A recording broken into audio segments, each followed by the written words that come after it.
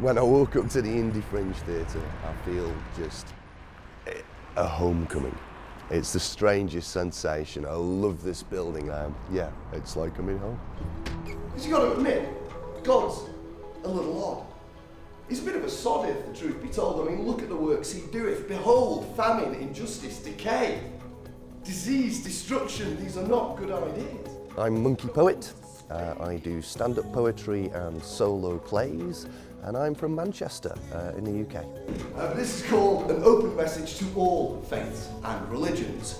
Someone described theatre as theatre is what happens when two unique weather patterns hit each other, and that is what's on stage and the audience. The audience are unique every single night, and the performer is different every single night, and it's when those two meet, that's the live art aspect of it. That's the thing that you don't know what's going to happen.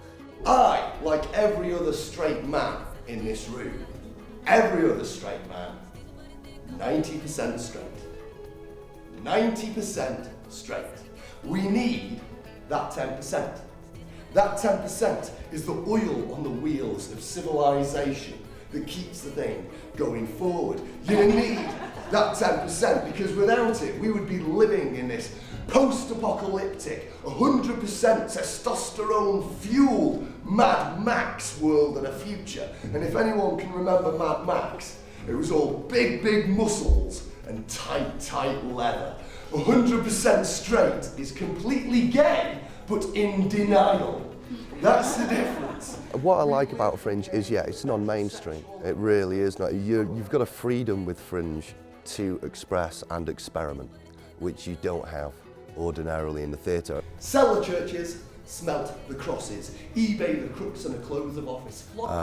The mainstream is a very narrow, very financially focused output. It's a business, it's an industry, and so it needs to be that, whereas Fringe, I think, allows the room for the experimentation to take place.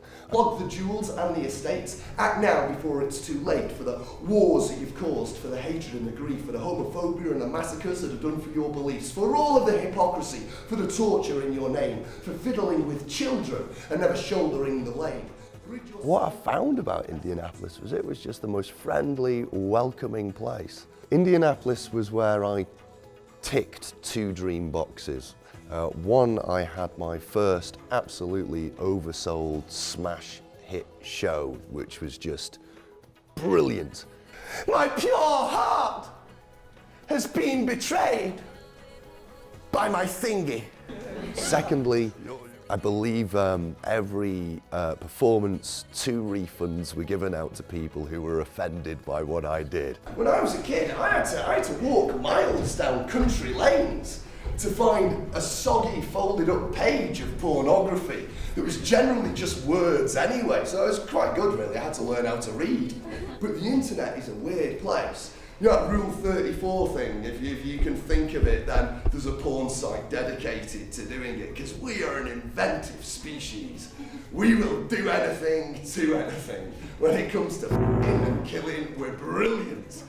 And I was thinking, Lenny Bruce and Bill Hicks are looking down on me right now going, good job, you've done it all. You are a smash hit sensation and you're quite offensive.